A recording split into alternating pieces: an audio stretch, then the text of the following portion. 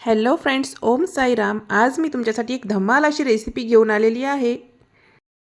त्यासाठी तुम्हाला काहीच नाही, फक्त 2 वाटी कणिक घ्यायची आहे. त्यामध्ये रवा ॲड करायचा आहे. त्यानंतर आपल्याला त्यात टाकायचं आहे डाळीचं पीठ म्हणजेच बेसन.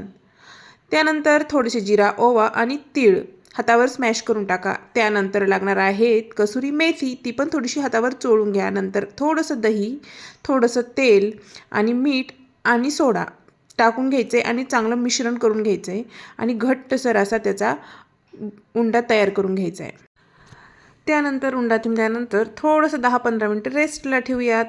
तोपर्यंत आपण गरम तोपर्यंत मी गॅस लावून पातेलं ठेवलं आहे तापायला. त्यानंतर एक गोळा घेऊयात. आपण जशी चपातीला लाटतो तशी गोल करून त्यावर तेल लावून फोल्ड करून घेऊयात आणि त्यानंतर त्याला गोल शेप देऊयात आणि तोपर्यंत आपलं पातेलं गरम होईल. त्यानंतर पातेल्यामध्ये थोडंसं आपण तूप टाकून प्रीहीट करायला ठेवूयात आणि नंतर हे गोळे आहेत, सगळे उंडाचे गोळे करून घेतले आपण आणि ते आपण पातेल्यामध्ये ठेवून घेतले आहेत.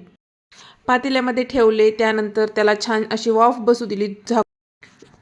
उंडे भाजतायत तोपर्यंत आपण इकडे डाळची तयारी करूया. त्यासाठी मी मसाला भाजून घेतला, मिक्सरमधनं काढून घेतला, तेल टाकलं, मोहरी, जिरं टाकलं आणि त्यानंतर त्यात मसाला टाकला. लाल तिखट, काळा मसाला टाकला, टोमॅटो टाकलं, मस्तपैकी फिरवून घेतलं. त्यानंतर त्यात डाळ टाकून घेतली, थोडंसं पाणी ॲड केलं.